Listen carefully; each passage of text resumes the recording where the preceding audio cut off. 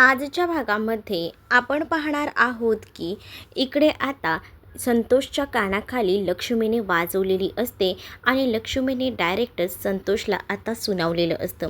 त्याला डायरेक्ट सांगितलेलं असतं की तुला ना मुलगा म्हणायची सुद्धा लाज वाटते, तू त्याच्या पात्रतेचा सुद्धा नाही आहे, या भाषेतच आता म्हटलेलं असतं. आणि जेव्हा या सगळ्या काही गोष्टी बोलल्या जातात तेव्हा मात्र आता संतोष तिकडला गपचूपपणे निघून जातो. तेच दुसरीकडे आता पाहायला मिळत असतं की ह्या सगळ्या गोष्टी तर होत असतातच, पण भावनाला ना आता एकदम भारी वाटत असतं, कारण तिने खूप महत्त्वाचं असं मोठं काम केलेलं असतं आणि त्यामुळेच ना तिला एकदमच भरून आलेलं असतं. तर जेव्हा ती सगळं काही बोलते तेव्हा सिद्धूही तिचं कौतुक करत असतो आणि तिला म्हणत असतो की खरंच ना, मी तर विचारही केला नव्हता, इतकं भारी काम तू केलेलं आहेस. म्हणजे ना मी माझ्या ह्याच्यामध्ये ना सगळ्या स्त्रियांना मानतो आणि त्यात तूसुद्धा आहेस. म्हणजे तुलासुद्धा मी आता आजपासून मानायला लागलेलो आहे. म्हणजे प्रत्येक वेळेला तू जो काही निर्णय घेतेस तो एकदम अफलातून असतो आणि मला आता असं वाटतंय की मी तुझी निवड केली ना ती एकदम परफेक्ट केलेली आहे, असंही आता म्हटलं जातं. तेच भावना चालत असताना भावनाचा पाय अडकून भावना पडणार असते. तेच आता भावनाला सिद्धू उचलतो आणि उचलूनच आता घरापर्यंत घेऊन जातो. तेच दुसरीकडे आता ही सगळी स्पर्धा सुरू असते आणि त्या स्पर्धेमध्ये आयोजन केलेलं असतं ते म्हणजे श्रीनिवास आणि त्याचसोबत संतोष ही समोरासमोर असतात. आणि तेव्हाच ना श्रीनिवास यांना काही प्रश्न विचारले जात असतात. तेव्हा त्या प्रश्नांची उत्तरं श्रीनिवास त्यांच्या बरोबरीने बरोबर देत असतात आणि त्याचे मार्कही वहीवर नोंद केलेली असतात. संतोषलाही काही प्रश्न विचारले जातात, त्याला त्या प्रश्नांची उत्तरं धड जमत नसतात. दुसरीकडे आता दोघांमध्येही सर्किट दिलं जातं आणि जेव्हा ते सर्किट दिलं जातं ना तेव्हा त्यांना स्पष्ट सांगितलं जातं की आता तुम्हाला या सर्किटमधला मेन पॉईंट शोधून काढायचा आहे. तेव्हाच ना ह्या सगळ्या ह्याच्यामध्ये प्रॉब्लेम्स खूप जास्त येत असतात श्रीनिवास यांना, कारण त्यांच्या हाताला लागलेलं असतं. तरीसुद्धा न डगमगता ते काही करून प्रयत्न हे करतच राहतात, कारण त्यांना आता काही झालं तरी हे पूर्ण करून दाखवायचंच असतं आणि त्यासाठी त्यांनी आता मागे हटलेले नसतात आणि या सगळ्या काही गोष्टी ते पूर्ण करतातच. तर इकडे संतोषला या सगळ्यामध्ये मदत करायला वरद असतो आणि हे सगळं काही तिथे असणारे एक्झामिनर बघत असतात. तर त्यानंतर आता योग्य ते मार्क दिले जातात.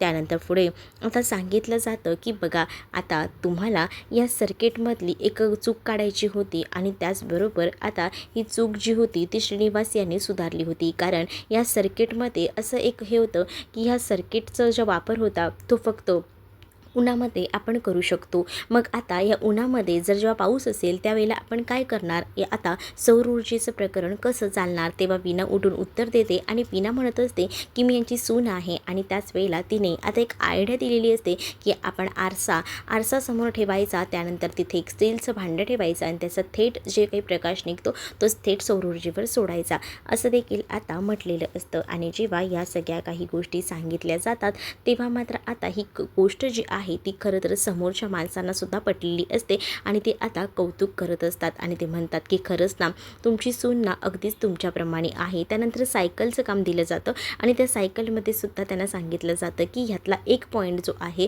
तो दुरुस्त करायचा, ह्याच्यामध्ये एरर आहे ती एरर सुधारवायची आहे, हे देखील म्हटलं जातं. मग त्याच्यातला एरर सुधारवण्यासाठी श्रीनिवास यांचे हात व्यवस्थित चालत नसतात, तर त्यांना मदत करायला आता वीणा आणि लक्ष्मी पुढे सरसावतात. तेव्हाच ना संतोष मुद्दामून मजा घेत असतो आणि त्यांना म्हणत असतो की तुम्हाला काहीच जमणार नाही, मला माहिती आहे, असं बोलून त्यांची मजा घेत असतो. मग त्यावर तुला काही जमेल अथवा न जमो, पण आमचा थोरला मुलगा आहे ना तो आम्हाला नक्कीच मदत करेल. आणि तेव्हाच ना ते बँकीबद्दल बोलत असतात आणि आता बँकीही तिथे आलेला असतो आणि बँकी आता कामाला लागतो. बँकेने पटापट सगळं काही केलेलं असतं आणि बँकी हाताला बघतो तर श्रीनिवास यांच्या हाताला लागलेलं असतं आणि हे सगळं बघूनच ना तो विचारत असतो की हे काय झालं आहे. पण बँकीला तर ते म्हणतात की आपण ते सगळं नंतर बघूया, आपण ह्यातला एरर शोधून काढूया, फक्त तुम्हाला मदत कर मी सांगतो. आणि हे वेळेच्या आधीच ना कंप्लीट झालेलं असतं आणि हे सगळं काही त्यांनी अचूकरित्या कंप्लीट केलेलं असतं आणि त्यामुळे श्रीनिवास हे खुश असतात. तेच भावना आणि सिद्धू घरी येतात. भावना आणि सिद्धू घरी आल्यानंतर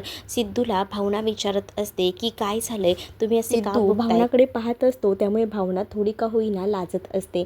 तेच आता पुढे पाहायला मिळत असतं की या सगळ्या गोष्टी तर होत असतात, पण आता भावना सिद्धूला सांगतो की जा तू रूममध्ये जाऊन आराम कर आणि तुला काय हवं नको ना ते फक्त मला सांग, आवाज कर, मी तुझ्यासाठी सगळं काही हजर करतो, असं देखील तो म्हणत असतो. त्याच वेळेला त्यांचा हा रोमांस चालू असतो तेवढ्यातच तिथे आता रेणुका आलेली असते आणि रेणुका खोकतच तिथे येते आणि म्हणते की काय चाललं आहे तुमचं. आता त्यांचा छापाकाटा हा खेळ सुरू असतो. छापा आला तर तो निवडणूक जिंकणार, काटाचा तर काही सवालच येत नाही. तेच दुसरीकडे आता निकालाची वेळ येते आणि या निकालामध्ये श्रीनिवास यांनी बाजी मारलेली असते आणि संतोष या सगळ्यामध्ये हरलेला असतो. त्यातच वरदही आता आजोबांची बाजू घेतो आणि मला माहिती होतं आजोबाच हे सगळं जिंकणार. त्यानंतर आजोबांबद्दल तो आता सगळं काही चांगलं चांगलं सांगू लागतो आणि त्याचसोबत काल रात्री आपल्या घरात एक चोर आला होता. मी तुम्हाला म्हटलं होतं ना, तो तिसरा चोर कोणी नव्हता तर ते बाबा होते आणि ते आपल्या या सगळ्याबद्दलची फाईल घ्यायला आले होते. पण मी त्यांना ती फाईल काही दिली नाही. मी त्यांना मुद्दामून दुसरी फाईल दिली असंही आता वरद सांगत असतो. हे सगळं आता ऐकल्यानंतर मात्र सगळ्यांनाच खूप मोठा धक्का बसतो.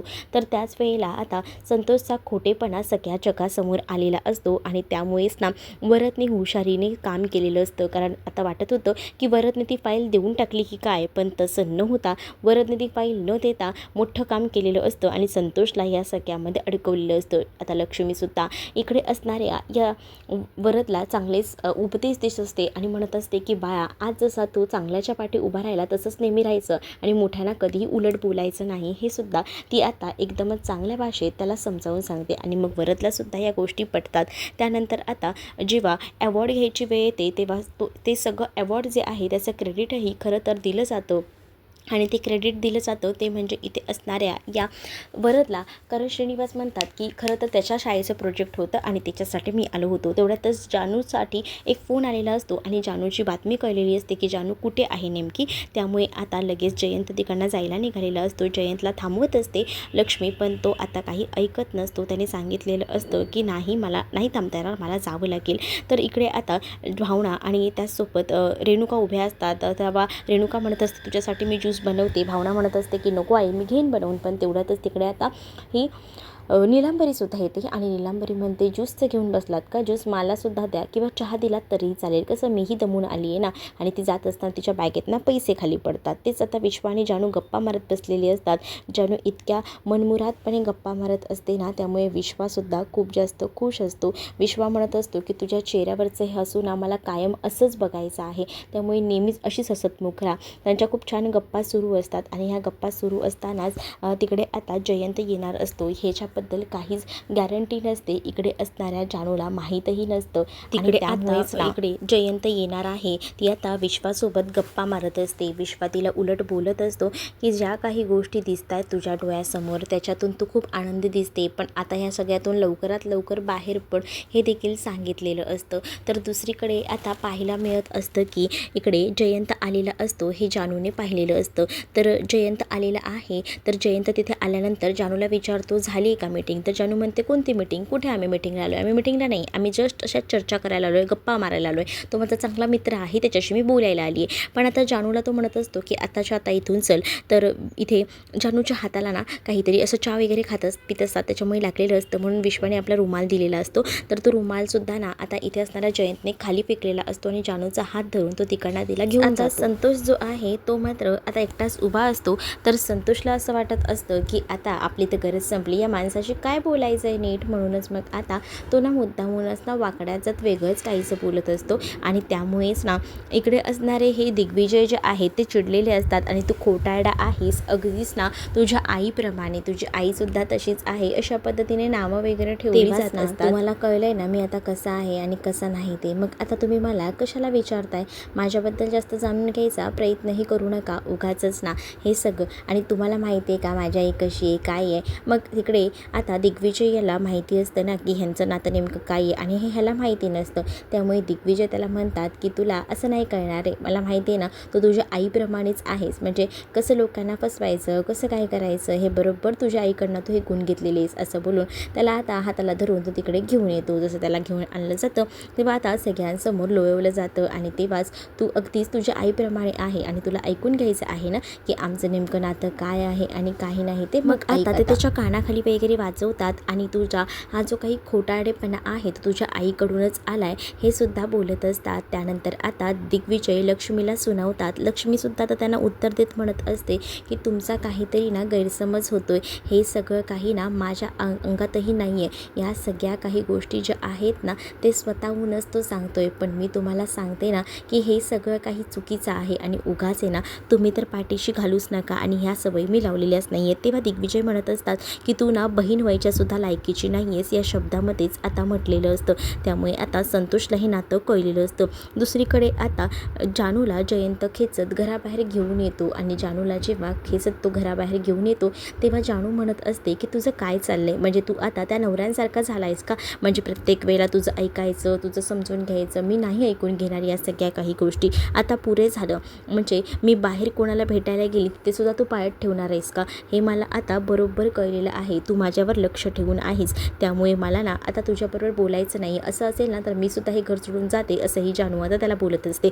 तेच दुसरीकडे आता दिग्विजय बोलत असतात आणि दिग्विजय लक्ष्मीला नावं ठेवत असतात. तू बहीण व्हायच्याच लायकीची नाही आहे असं म्हणतात आणि तेव्हा तू घर सोडून गेली तेव्हा आज माझ्या वडिलांची हालत काय आहे, तुझ्यामुळे माझे वडील आज जागेवर आहेत, माझी बायको मला सोडून गेलेली आहे, हे सगळं तुझ्यामुळे. लक्ष्मीला खूप जास्त हिणवलं जात असतं. मग श्रीनिवाससुद्धा आता लक्ष्मीचा हात धरत पुढे येतात आणि ते म्हणत असतात मी लक्ष्मीचा झालेला अपमान सहन करणार नाही. या लक्ष्मीने तुमच्या घरात ना जेव्हा पाय ओलांडून माझ्या घरात आली होती ना तेव्हापासून माझ्या घरात हिने सोनं केलेलं आहे. आमचा जो संसार आहे आज 40 वर्षाचा तो हिने टिकवून ठेवलेला आहे आणि त्याचसोबत हिचे संस्कार खूप चांगले आहेत. हिने आतापर्यंत खूप उत्तमरित्या सगळ्या जबाबदाऱ्या सांभाळल्या आहेत. त्याचबरोबर तिने घर सावरून सगळ्याच मुलांनासुद्धा योग्य शिस्त लावली. तिच्या सुनासुद्धा तिच्या बरोबरीला असतात, नातूसुद्धा, आणि तिने सगळ्यांना योग्य ते संस्कार दिले. त्यामुळे तुम्ही तर या विषयावर बोलूच नका आणि माझ्या बायकोबद्दल जर कोणी काही बोलत असेल तर मी विनाकारण या सगळ्या गोष्टी सहन करणार नाही, असं देखील श्रीनिवास आता रागारागात बोलत असतात. त्यामुळे दिग्विजय याची बोलती बंद होते.